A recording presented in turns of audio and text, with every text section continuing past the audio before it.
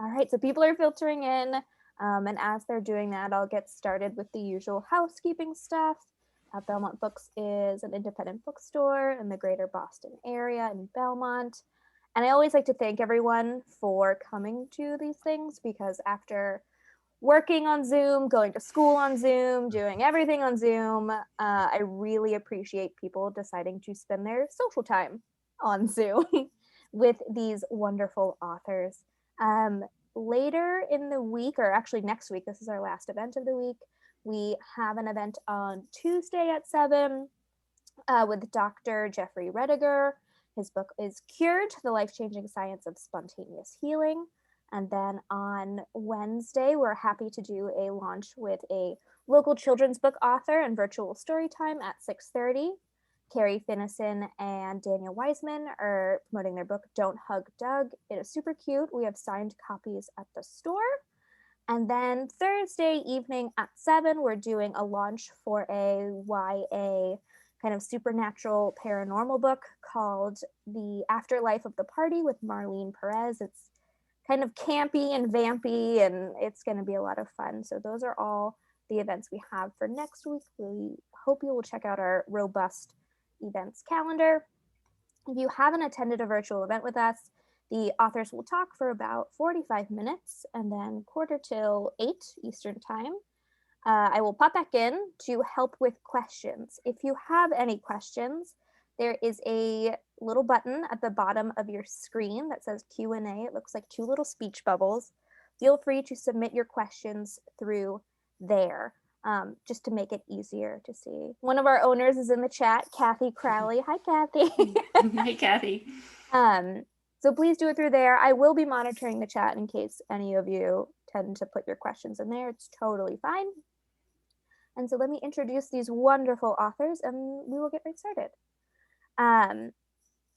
So Andrew Krivak is the author of 3 novels, The Bear, The Signal Flame, and The Sojourn, which was a National Book Award finalist. He's also been longlisted for the Joyce Carol Oates Prize. He currently lives with his wife and 3 children in Somerville, Massachusetts, and Jaffrey, New Hampshire. And then Julie Carrick Dalton, who is such a wonderful success story. I'm sure she will share this later, but she wrote part of her book while sitting at our cafe. So this is so sweet to be finally doing an event with her. And she's just all over the place, and we're so happy to see her success. Waiting for the Night Song has been named to most anticipated 2021 book lists by numerous platforms, including CNN, Newsweek, USA Today, Parade, and BuzzFeed.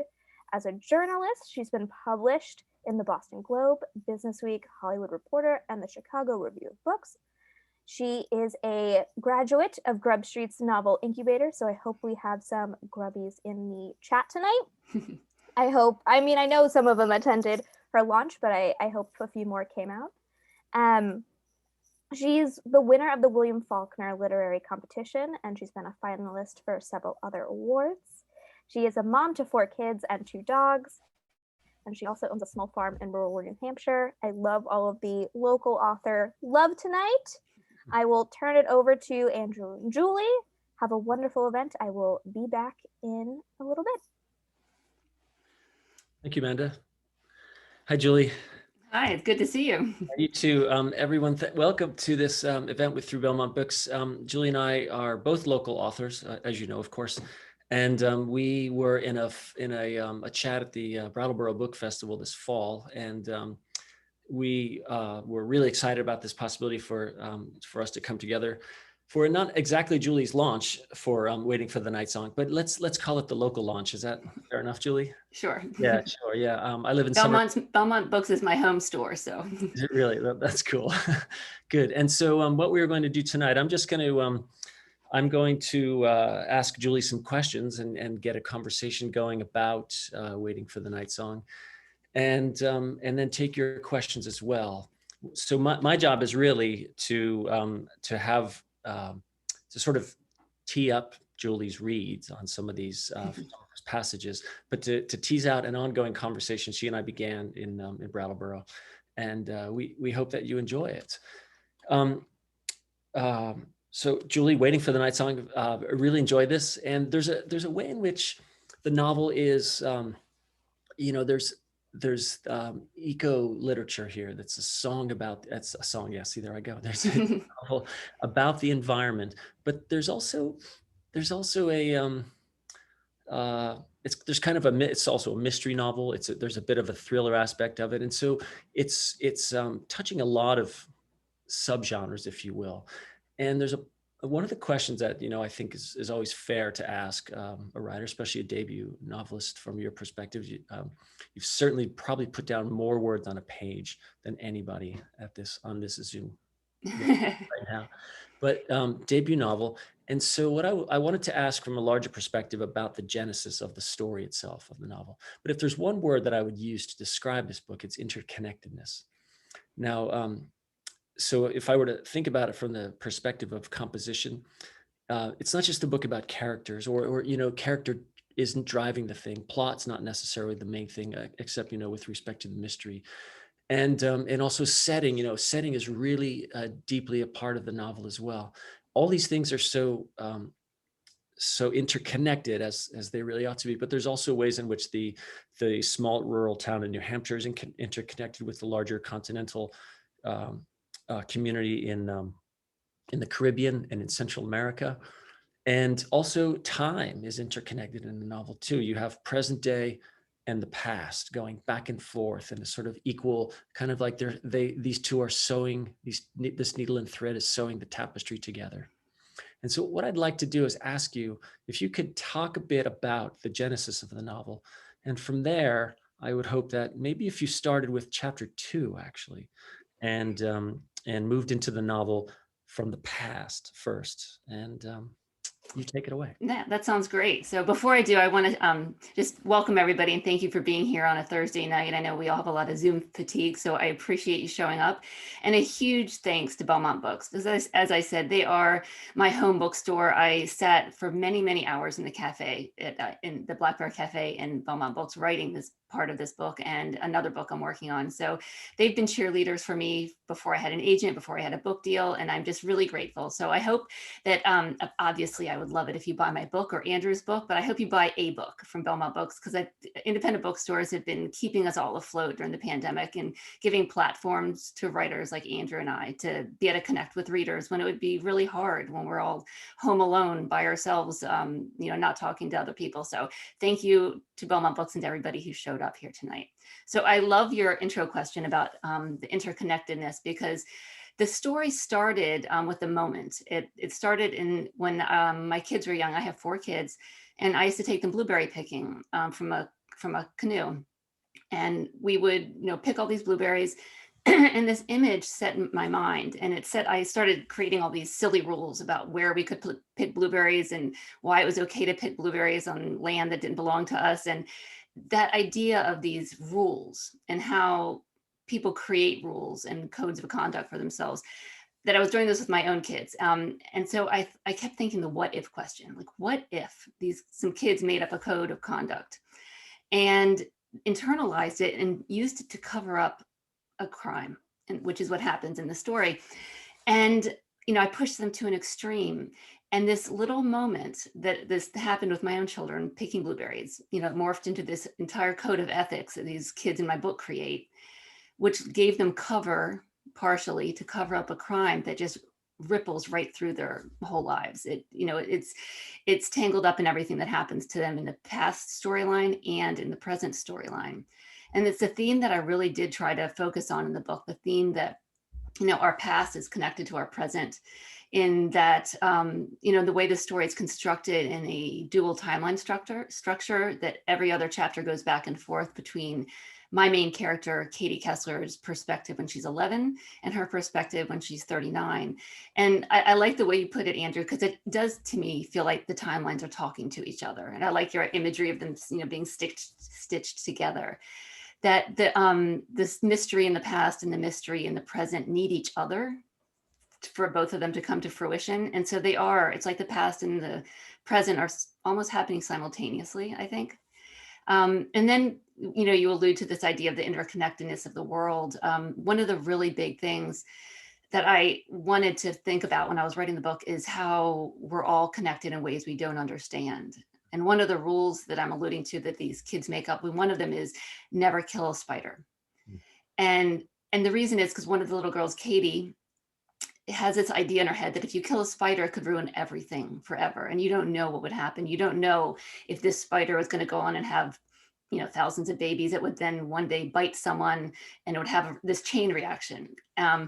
And so this idea of our actions also having ripple effects, a small action we take now could have a really big impact for someone somewhere else in the world, and we don't understand.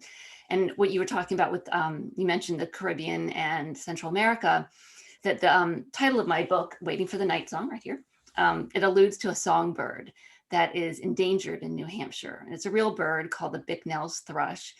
And it's becoming endangered because its habitat in the Caribbean is being destroyed by deforestation and hurricanes. So in New Hampshire, we have this little hole in our ecosystem where this little bird should be filling the air with a song, but it's dying off and not coming back. Every year we get fewer of them coming back to New Hampshire because of climate issues in the Caribbean.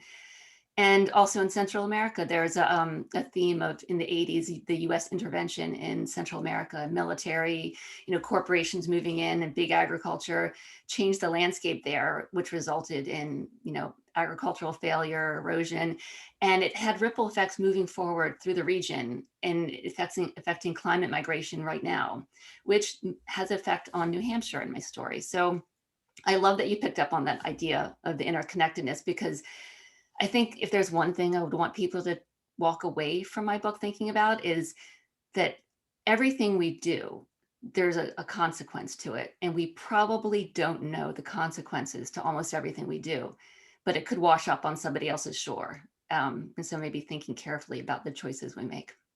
Right. Read for us from that. Oh, sure. Yeah. I got to put my glasses on for this. So I'm going to start, as Andrew suggested, on chapter 2. This is the first time we meet Katie Kessler as an 11-year-old. And so I'm just going to read you the first few paragraphs from chapter 2. This is an important moment because this small moment is for how we first meet her and see her as a child, but it's also the moment that sets everything in the book in action. All the good things that happen, all the bad things that happen can be traced back to this single moment that I'm going to read you.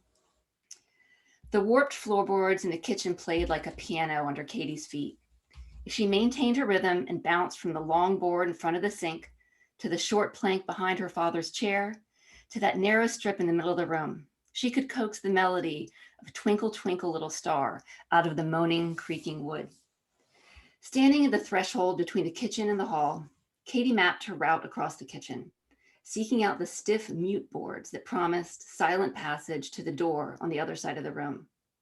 Thin light filtered through the muslin curtains at a familiar angle, 6:30 a.m. Katie often stole mornings while her parents slept to practice in case she ever needed to escape from something. What she would need to escape from, she did not know yet. Notice your surroundings. Know your escape route, like Sherlock Holmes. With 6 leaps, she landed in front of the screen door and eased it open, enough to squeeze her torso through. If she opened it 1 inch too far, the squeak would alert her parents. Outside, a frothy mist hung over the lake. She tiptoed out to the end of the rickety pier and sat, letting her feet dip into the tepid water. At first, Katie didn't notice the boat, half obscured by the fog. But as it crept closer, the small vessel broke through the gauzy curtain. A yellow rowboat, drifting, alone with no captain, no passengers. She stood up to see inside. Maybe someone lay on the bottom, a lost child, maybe a murderer ready to jump out and grab her. Pressing up on her toes, stretching as far as she dared over the water, she still couldn't see inside. The boat floated closer, closer, then passed by her pier on the barely noticeable current without pause.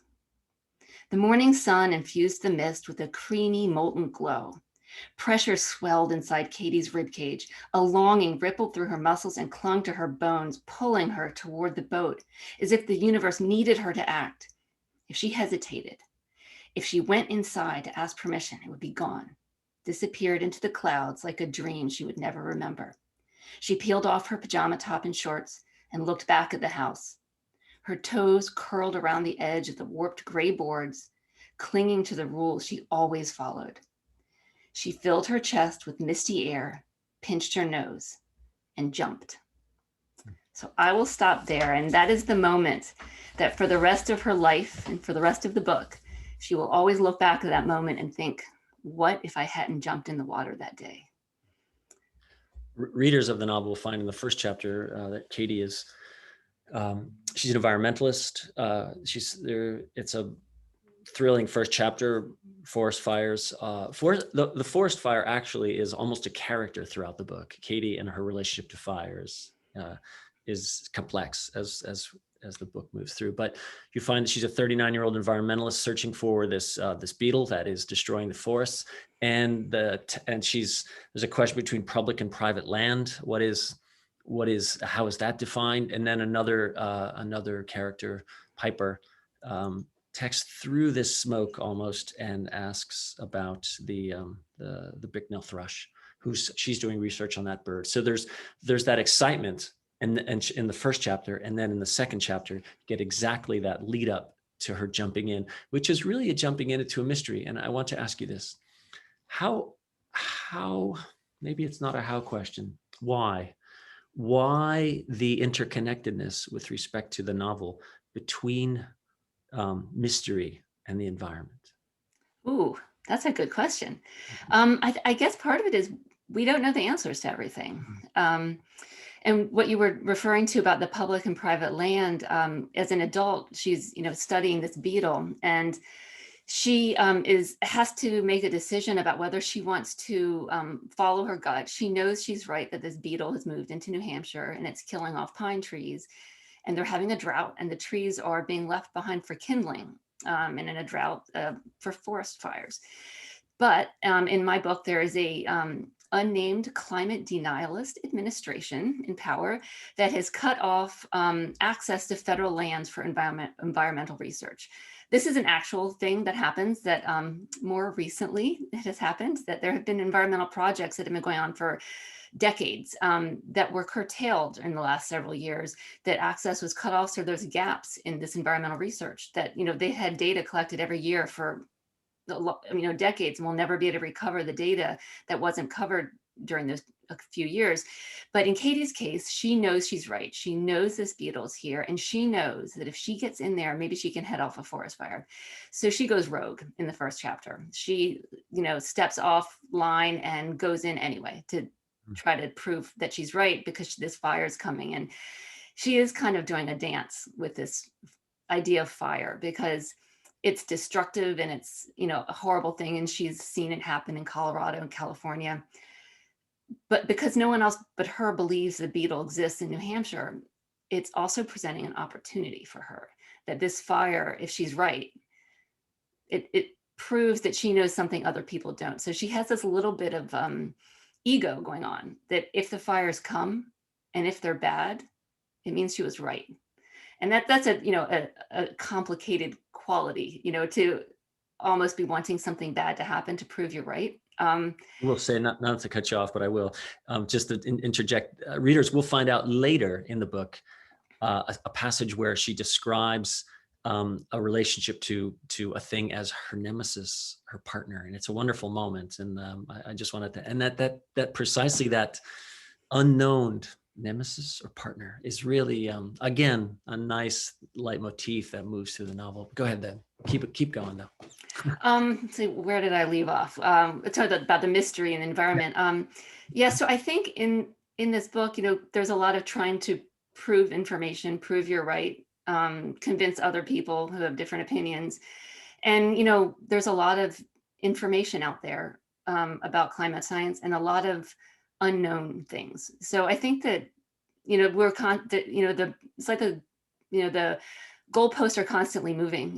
We think we have, 20 years, and it turns out we have 5 years till we hit a certain marker in climate science. And so it's always moving, and it is a mystery. So I think how we respond to it, as individuals, as communities, as the human race, is also kind of a mystery. How we're going to, not only respond to heading it off, but how are we going to adapt? Yeah, no, I like that a lot. The whole the novel is character driven in many ways as well, and I was thinking about the fact that mystery is so much involves human. Well, I hate to use this, but human nature. I mean, there's a way in which human nature is both mysterious and yet, it's the answer is obvious, so obviously always right in front of us. And again, it's just both and. With respect to that, I wonder if I could ask you to read another section, just a short one.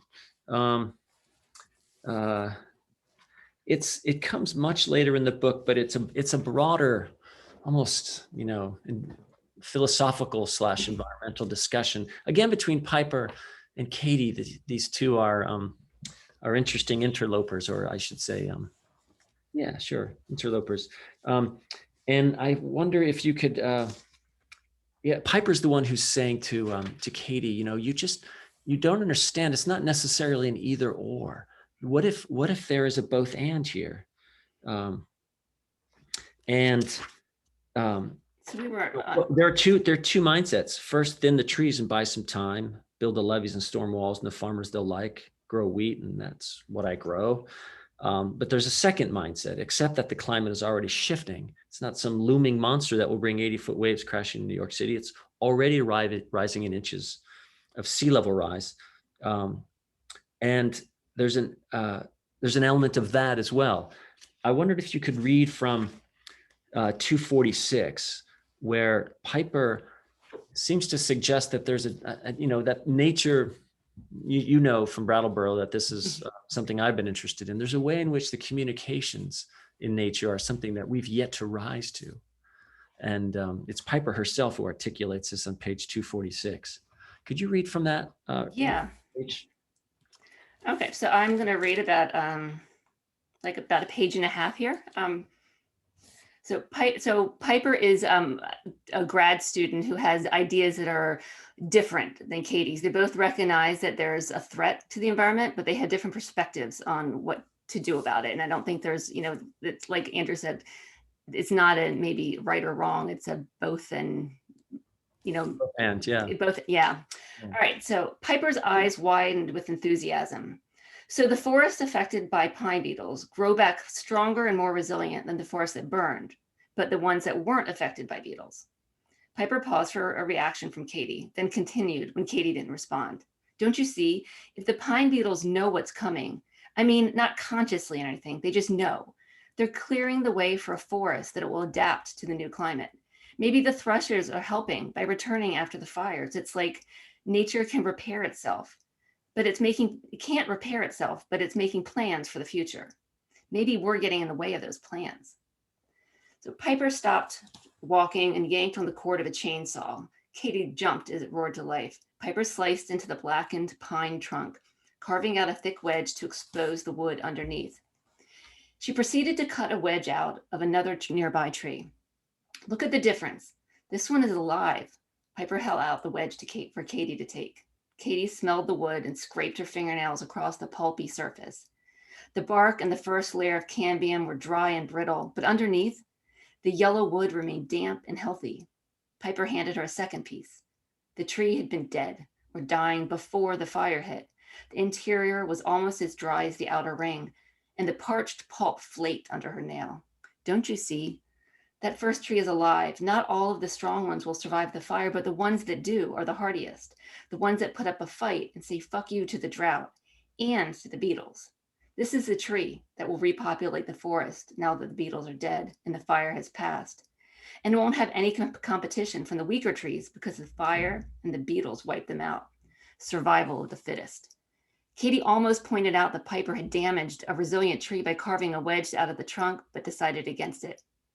It's like the beetles are coming in and preparing the forest to burn. The species that survive the fires are the climate warriors. This forest right here. Piper held her arms over her head and spun in a circle. This will be the forest of the future. The earth is spinning 1,000 miles an hour. Things are going to shift. Things are going to burn. Nature will select trees better able to adapt. So the bark beetles will save us. Katie couldn't help smiling at Piper's optimism, even though her theories did not convince Katie. Well, maybe they aren't the heroes of the story, but they aren't necessarily the villain either. Send me the research and I'll look at it, Katie said. So I'll stop there. Yeah. Aren't the heroes, not necessarily the villains. Let me ask you a broader question just about fiction about nature. This kind of goes back to our conversation in Vermont. How do you, I don't want to go down a prescriptive road. I think fiction itself ought to maintain the level of the mysterious and in the ambiguity, both the nemesis and the partner to those who read. But is there one thing with respect to literature about nature, literature about the environment that is unique to it or should be unique to it? A type of voice, a vision? How do you see that?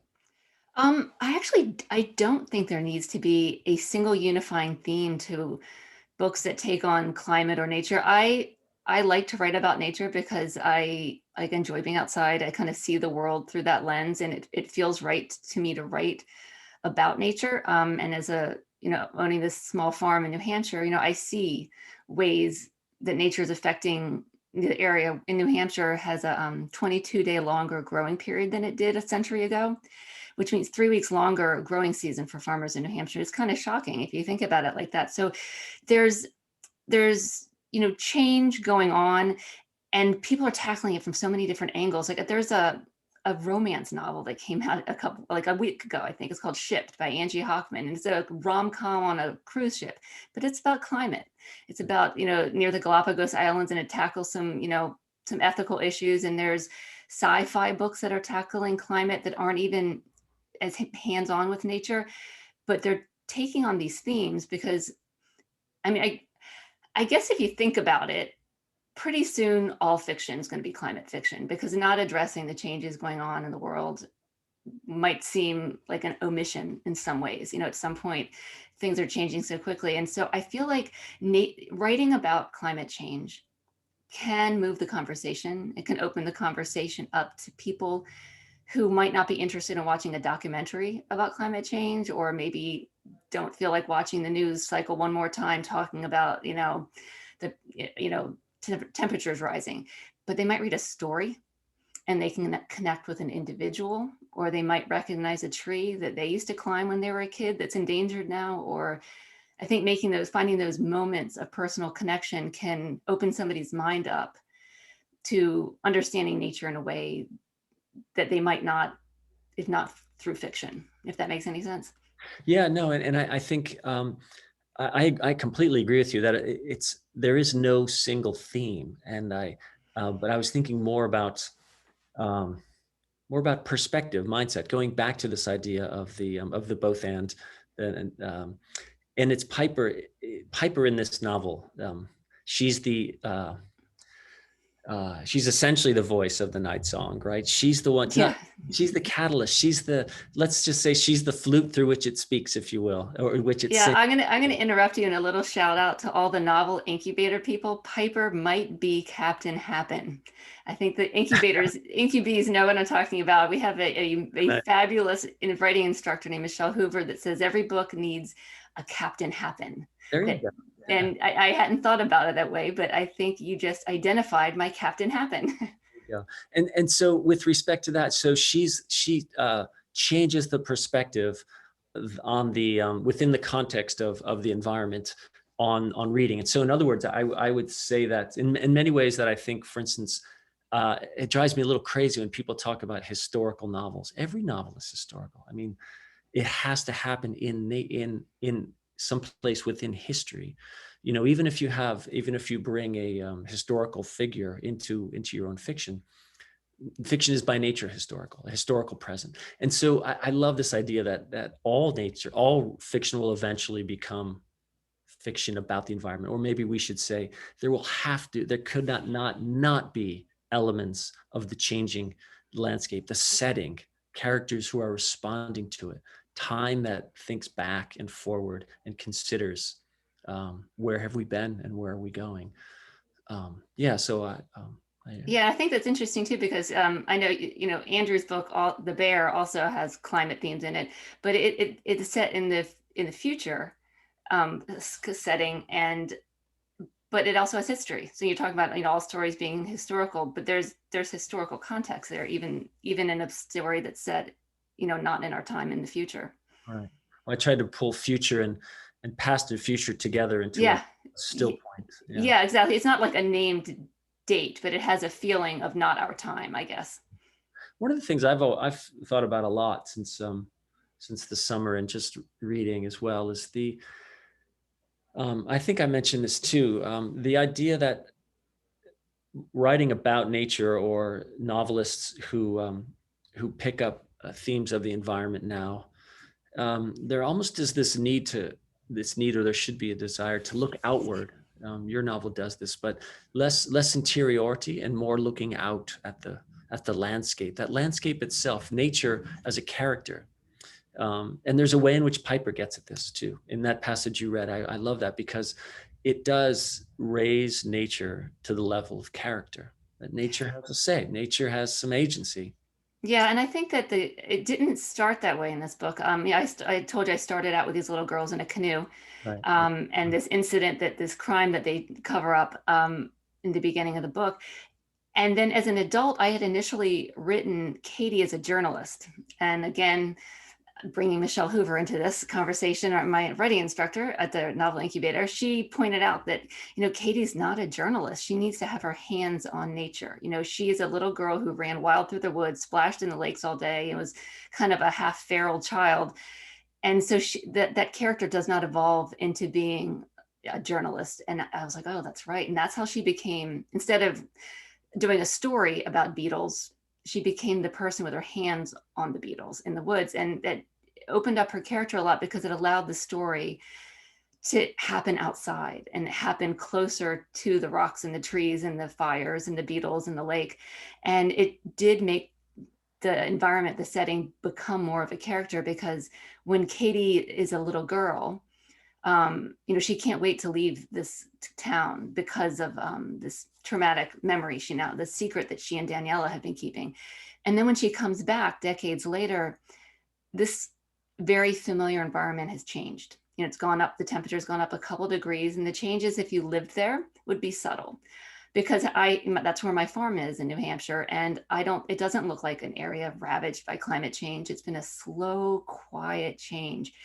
And so I think about that. It's like the nature has evolved and is asserting itself as a character in the story, like you say, because it's changing and the characters are changing, and everything's kind of in flux. And like Piper says, the earth is spinning 1,000 miles an hour, so things are going to shift, and they do. Yeah. Tell us about Daniela. She's really, again, keep coming back to this, my nemesis, my partner. She's both for Katie.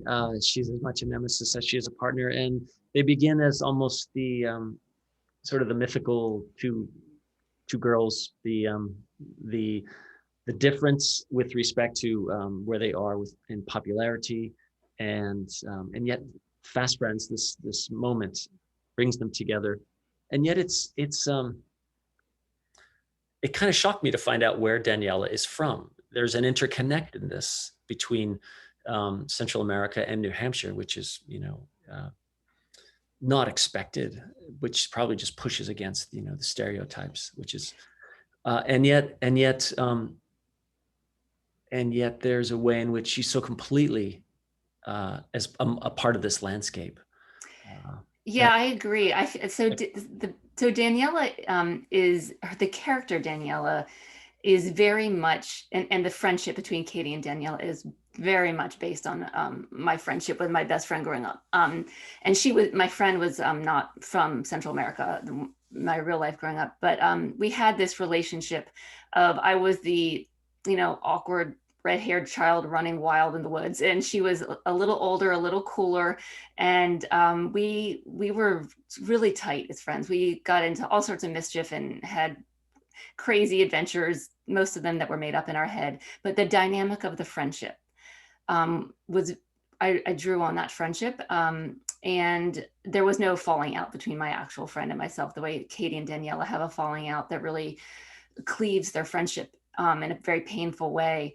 And what I wanted to do with the girls is to build a really meaningful, formative relationship. You know, they have this, I think that I'm not sure if it's on the back cover copy or not, but I know my publisher uses this phrase that those years, that summer that they spent together, take up more space in Katie's memory than all of her other years combined. And I wanted that relationship to be huge, even though it's short-lived when they're children, because I think there are times in our life and people in our life that take up more space, you know, more real estate in your memory than how much time they are relative to your life. And I wanted this relationship to be huge and important and magical and formative, so that when it breaks, it's extremely painful for Katie. And that when they come back as an adults and have to reconcile this secret that they covered up as children, they have a lot of work to do to rebuild the friendship, but that the foundation of it is always there. This idea that this bond that they form when they were children, even though it seems broken, there's something in the foundation of it that survives. Is the passage where Daniela and Katie are talking about the spider, is that indicative of the maybe if you read one last time before we took questions, page 39. What page is it? Page 39. I'm glad you know my book better than I do. Okay. So killing that spider could have missed it. Oh, okay. I see it. I see where you're. Okay. No. So the setup is the girls are in a canoe picking blueberries, and they're starting to establish these rules that I mentioned. They come up with this list of 10 rules that they use to justify the fact that they're stealing blueberries. And Katie's sort of the instigator of the rules, and she always has a reason. All these little rules she makes, there's like a big ethical, moral reason she makes these rules. So there was a spider in their boat. Katie grabbed a few sticks from the bottom of the boat, lifted the creature, and released it on a branch of the blueberry bush. Killing that spider could have messed up everything and we would never even know it. Daniela rolled her eyes. How could killing one stupid spider ruin everything? What if that spider had 1,000 babies, and her babies had 1,000 babies, and a crazy, horrible virus carried by mosquitoes comes, but there are so many spiders, they keep the mosquitoes under control before the disease mutates into a plague that would wipe out the entire human race. No one dies or even knows that human beings were almost wiped out, all because of that spider. Yeah, well, what if your spider bites someone and he keels over and dies, but Daniela paused, squinting and leaning in towards Katie. Whoops, I lost my place. But she paused, squinting and leaning in toward Katie. That person was destined to be president one day, and he would have prevented a nuclear war. But because he never even got the chance to be president, we elect an idiot who hits the red button and we all die. Daniela swooshed her arms up, emulating a mushroom cloud. Well, I'd rather die because I'd rather accidentally cause something bad to happen because I did the right thing than cause a disaster because I did something selfish. I think I could end there. Fine, no killing spiders. Yeah, oh yeah, and there's, yes, fine. So no killing spiders. So yeah, so that's a conversation the girls have about these little rules. They have a kind of little story behind all of the rules. And that one is a good metaphor for the whole book in a lot of ways about our small actions. Yeah, it does. It points up the great dialectic of, you know, what is to be done. And I think that answer obviously is, you know, is yet to be found. And that's not necessarily a single simple answer as well. So yeah, and you can look at it from both ways. And I think that both girls make an argument. One says, you know, what if it was going to save us all? And the other sees it as, what if this could kill us all? So there's, you know, that same thing we were talking about before, the both and instead of either or kind of things. And we don't know. And what would Piper say? Piper would say, the trees. Exactly. Piper always has a good answer. Well, what do you say? Is that, Amanda, you want to come back in here and field some questions? Sure. Julie, if you haven't looked at the chat, there's a lot of love and compliments and a lot of kind words. So if any of you have questions, feel free to put them in the Q&A portion in the bottom. If you can't find it, don't worry. You can just pop it in chat and I will get to it. So the first question that we have pending right now is from John McClure. Hey, Julie, John. He says, Julie, you rock. How did you decide when to hand off between timelines? Did you struggle to knit the past and present together, or did the handoffs come more naturally?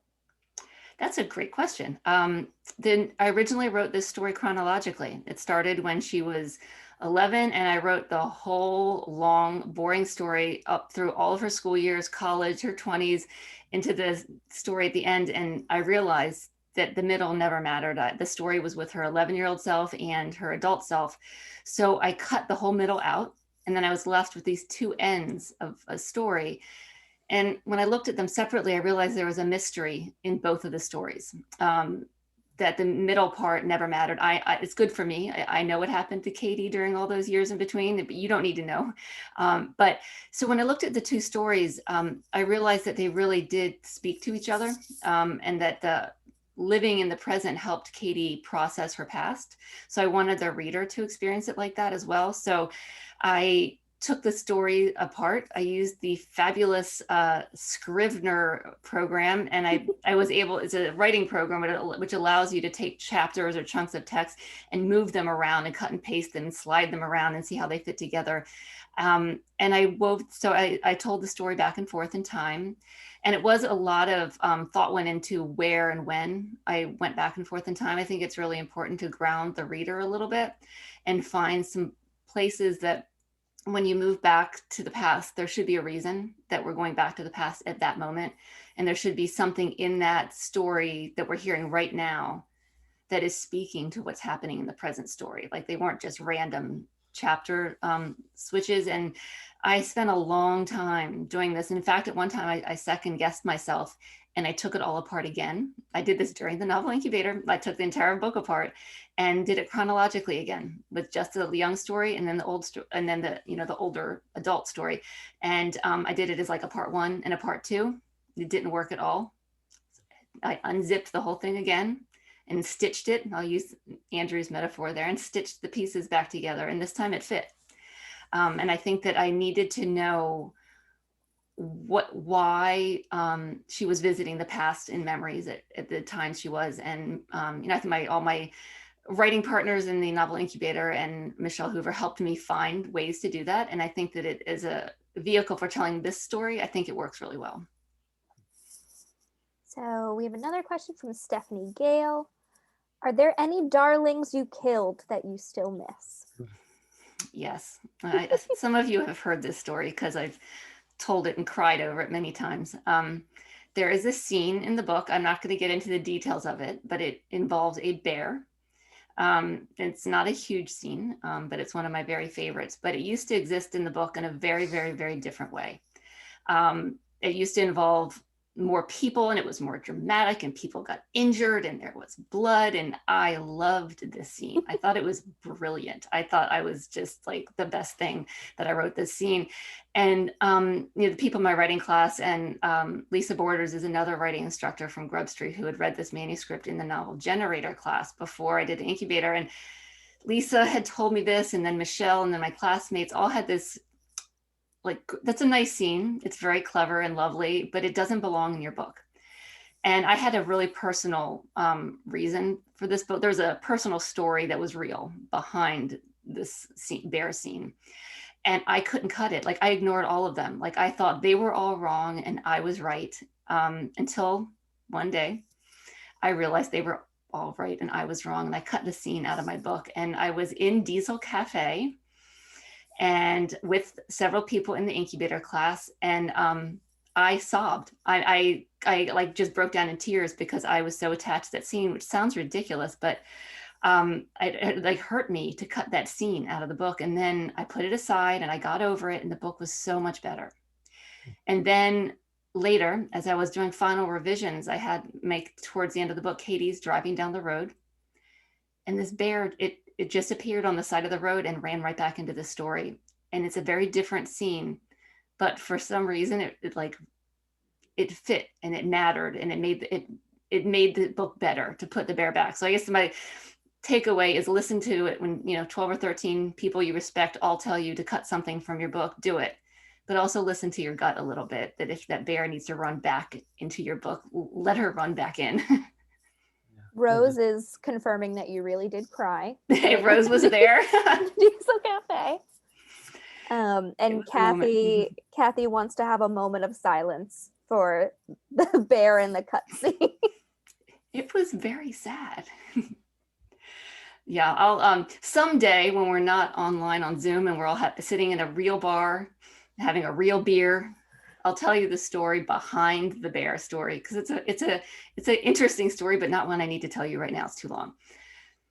Are the drinks going to be on you, Julie? Oh yeah, absolutely. We'll go to Belmont Books and we'll meet at the Wellington. Yep.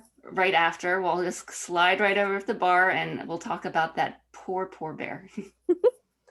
So Rose does have a question. They say, I love what you say about how you learned more about Katie's young adulthood from the excised material, even though the reader doesn't need to know. I think sometimes as writers, we know that all the stuff that doesn't make it in is still important, but it can still hurt to see it go. I'm curious if you can give an example of something you learned from the cutting or drafting process about the story or about Katie. Oh, that's a great question. What happened was when I looked at it, when I had finished the whole draft and I looked at the whole thing from end to end, and parts of it, it felt like I was talking to myself a little bit. I was telling myself what happened to Katie, but there was not action in the story.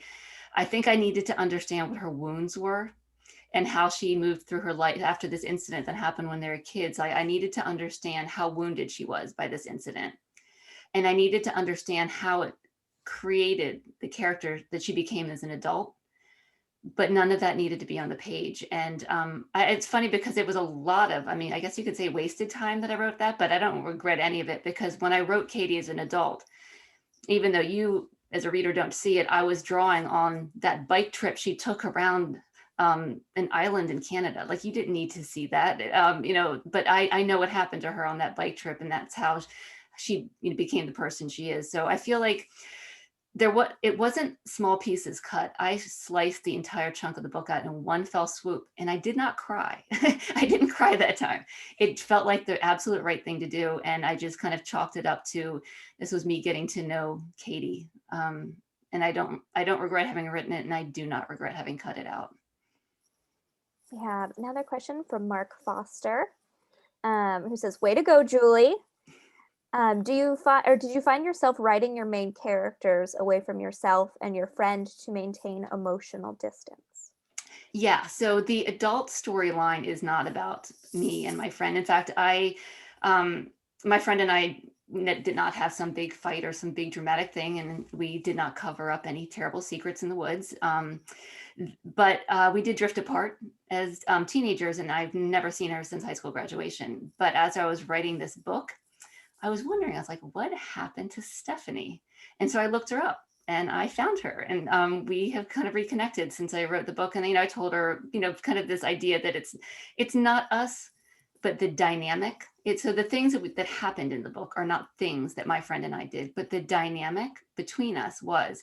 And so I have nothing to base that off as an adult, because I don't know her as an adult, and there's not a single person in my life that I think of as a Daniela in my life, and based on the relationship they have. So I guess I was just extrapolating an idea, taking this nugget of a relationship and imagining what it would be like under those circumstances. So as of right now, that's the last question, unless anyone has a few final ones. I'm also curious, what are you reading now, Julie? What are you excited for? Oh, how long do you have? We've got 10 minutes. So if you want to fill the 10 minutes, have at it. Well, I have to say, since we're here, I think you would all be remiss to not buy The Bear before you leave, because it is a wonderful book about Andrew's book, The Bear. I will admit, I have not read I have to admit, I have not read the other ones. I'm assuming they're equally brilliant. But I don't know how much you can see over my shoulder on my mantelpiece, but I have a few of my my current favorite books up there.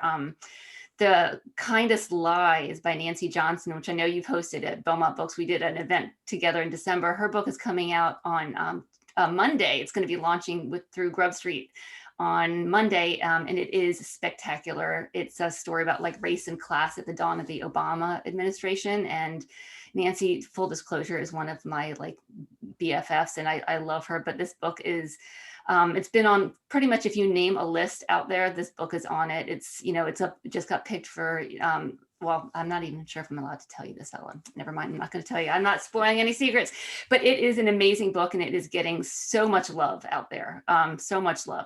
And in the middle book, I think a lot of you will recognize, is Your Corner Dark by Desmond Hall. Go Incubators. He was in my class of the incubator program, and his book launched last week. It is a YA novel set in Jamaica, and it's a kind of like a coming of age story about having to choose between chasing your dream and responsibility to your family and your community. And it's gritty and beautiful. Des is a rock star writer. And then the last book right behind, right there, there you go.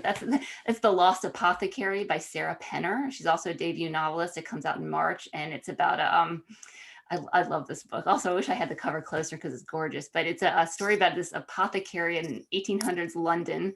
And she basically concocts potions to give to women to off the men in their lives who are troubling them. And so she is like this benevolent serial killer, sort of helping women escape men who are harming them. It's not, random murder. So you love this.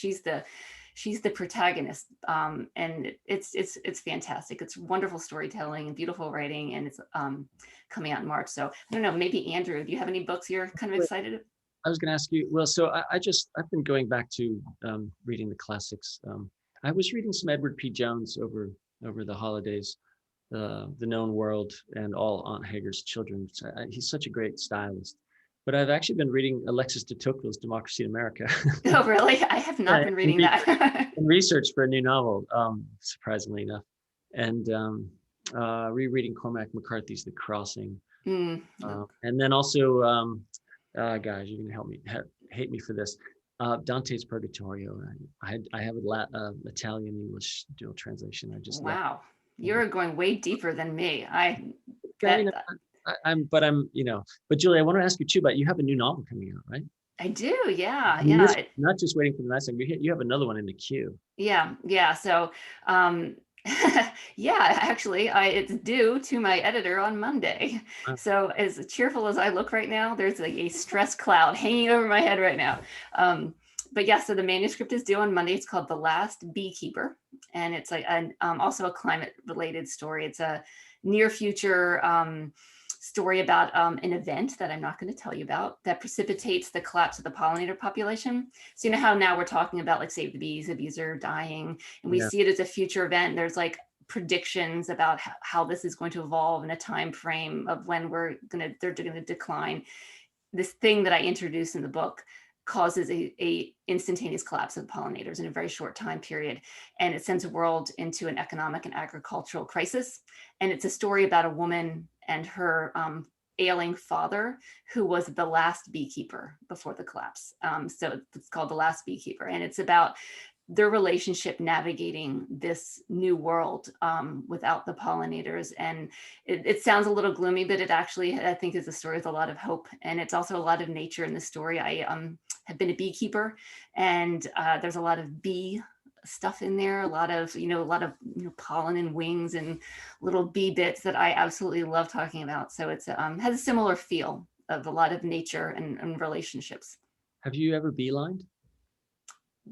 Tell me what a beeline is. So beeline is where you find finding hives in the wild. I have not done that, but oh my gosh, would I love to. But yeah, I mean, there's a lot of great books on this, and it's something I've wanted to do. I beelined and found that my neighbor keeps bees.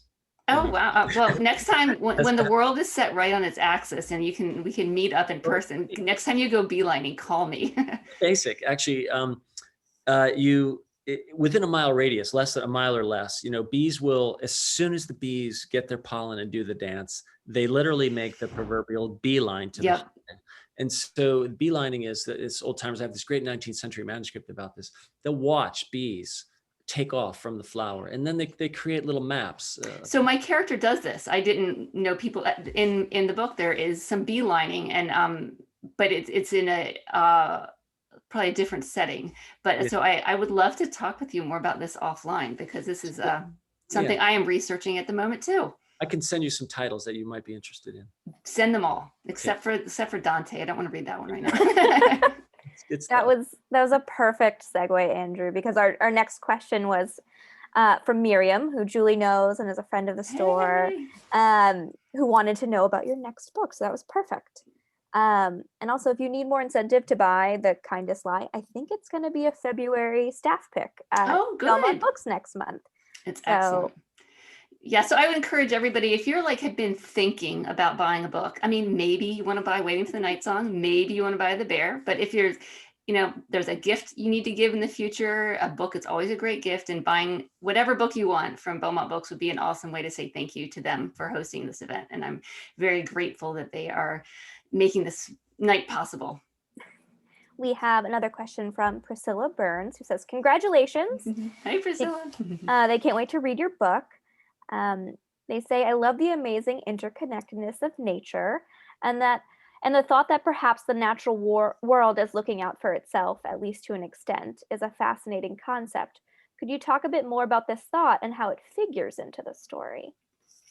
Yeah, so Andrew and I have talked about this before too, that I don't think of the beetles in this story as a villain. That these beetles are moving and they're an invasive species. Just to be clear, they also don't really exist in New Hampshire. It's a real beetle, and it's the beetle that's killing off trees in California and Colorado and places in Canada and actually leading to forest fires. I took some fictional liberties and moved them to New Hampshire. But in this story, the temperature is rising and there's a drought, which is the conditions that this beetle likes. So it moves in and it's just trying to get comfortable. It's like, this is an awesome place for me to live, and I'm going to, dig in and make a family here. And so they're not a villain. They, to us, we see them as killing off trees and causing fires. But from a nature perspective, they're just adapting. And maybe humans aren't adapting, which is part of the conversation that Andrew and I had about Piper, that they're, nature, can't, it can't control us and we can't control it, but maybe nature has a better intuition about how to adapt to change than we do, at least so far. I like that question. Thanks, Priscilla. And then we have a question from Pamela Gaither. This incubator program sounds like it's fostering so many debut authors and novels. What about this program resonates most with you? Oh my gosh, there's only 2 more minutes. You're kidding me. Quick version. It's a program at Grub Street in Boston, which is my writing home and the best writing program out there that I know of. And it's a program, they take 10 novelists every year. You submit your manuscripts and they pick 10. And you are put in this program where for a year it's grueling and amazing and life-changing. And all 10 of you come out with these wildly revised manuscripts under the leadership of Michelle Hoover. And you form these connections. Our alumni community, which I see many of you in the audience, hello, Incubees. It's a really strong network. And it's a community that whether or not I had published my book, it's a community I will be with for the rest of my life if you will have me, because it's a great, great organization to be part of. I'm sure they would love to keep you around, Julie. They don't have a choice. I'm sticking with it. They don't have a choice. So that concludes our event. I want to thank Andrew for being an amazing moderator and conversationalist. I want to thank Julie for celebrating her book with us. And I want to thank everyone in the audience who came out to support an independent bookstore, to support this debut author. I hope you will attend more Belmont Books events in the future. We have a pretty robust calendar now that things have gone virtual. So definitely check out our calendar. I think we've got stuff up there through March and are starting to fill up in April. And I'm putting the link in the chat one more time where you can grab Julie and Andrew's books or any of the books that they talked about tonight. Thank you all so much. Thank you for being here. Congratulations again, Julie. It's great. Thank you, Andrew. Thanks for being here with me tonight. I'll look forward to the after times. All right. Yes, exactly. We'll go out for that beer and talk about that bear. Okay. Thank you all. Everyone. Thanks so much.